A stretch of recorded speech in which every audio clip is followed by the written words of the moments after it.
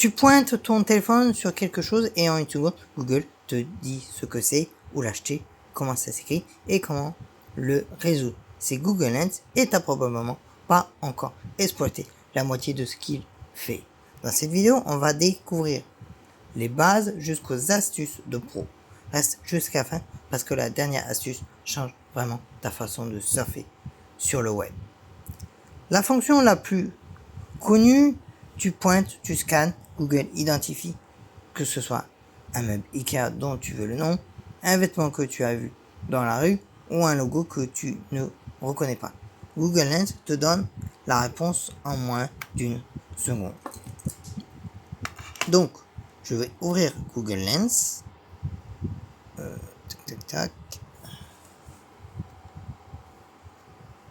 Je vais prendre la montre.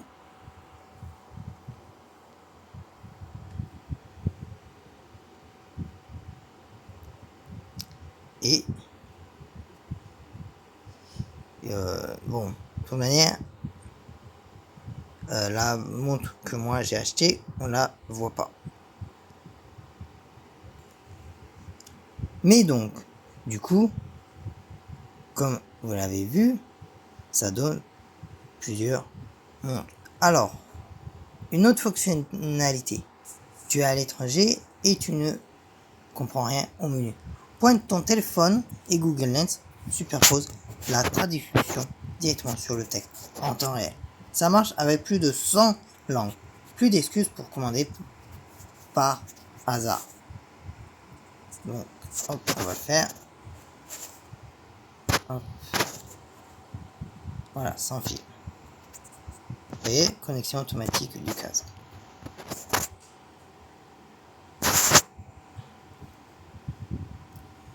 Il y a une autre fonctionnalité au niveau des QR codes. Pas besoin d'appli dédié. L'appareil de ton téléphone avec Google Lens, même avec un iPhone, c'est pareil. Tu as du coup la possibilité de scanner. Ça te détecte l'URL et tu es redirigé instantanément. Je n'ai pas de QR code sous la main, mais si vous en avez un, vous pouvez très bien tester parce que moi c'est ce que je fais tout le temps. Tu vois des chaussures que tu adores sur quelqu'un dans la rue, tu scannes discrètement et Google Lens trouve des modèles identiques ou similaires avec les prix et les sites où acheter. C'est comme avoir un personal shopper dans ta poche. Donc, hop, on reprend, hop. Voilà. Ah, par contre, si je mettais mieux, hop.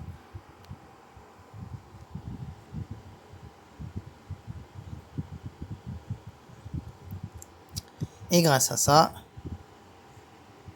tu as du coup le prix. Et en plus, c'est bien celui à 31 € là, le coffret cadeau bracelet. Tu reçois une invitation papier, un flyer avec une date de concert. Scanne-le, Google Lens détecte automatiquement les dates, les lieux, les horaires et te propose d'ajouter l'événement directement à ton Google Agenda. Fini les rendez-vous oubliés. C'est ma fonctionnalité préférée. Tu as un texte dans une image, une photo de tableau blanc, une page de livre, une capture d'écran et tu veux l'utiliser ailleurs.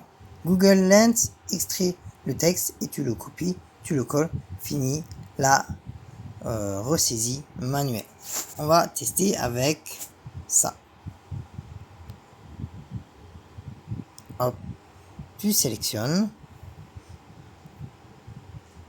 tu copies et voilà. Tu as une plante chez toi et tu sais plus comment l'arroser ou tu croises un insecte bizarre en rando, pointe Google Lens dessus, il identifie l'espèce, plante, fleur, arbre, animal, insecte et te donne toutes les informations. Entretien, habitat, danger éventuel. C'est comme avoir un spécialiste de l'environnement dans ta poche. Celle-là, les étudiants vont adorer et les parents aussi. Dans Google Lens, il y a un mode spécial devoir. Tu pointes ton téléphone sur un problème de maths, une équation, un exercice de physique et Google te donne la solution avec les étapes de résolution.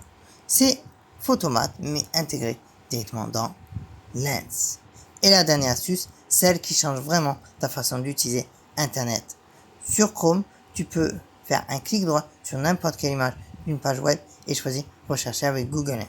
Chrome te permet même de sélectionner une zone précise dans la page, un détail, un élément, et Google analyse uniquement cette partie. Tu peux identifier un produit, trouver la source d'une image ou vérifier si c'est un fake.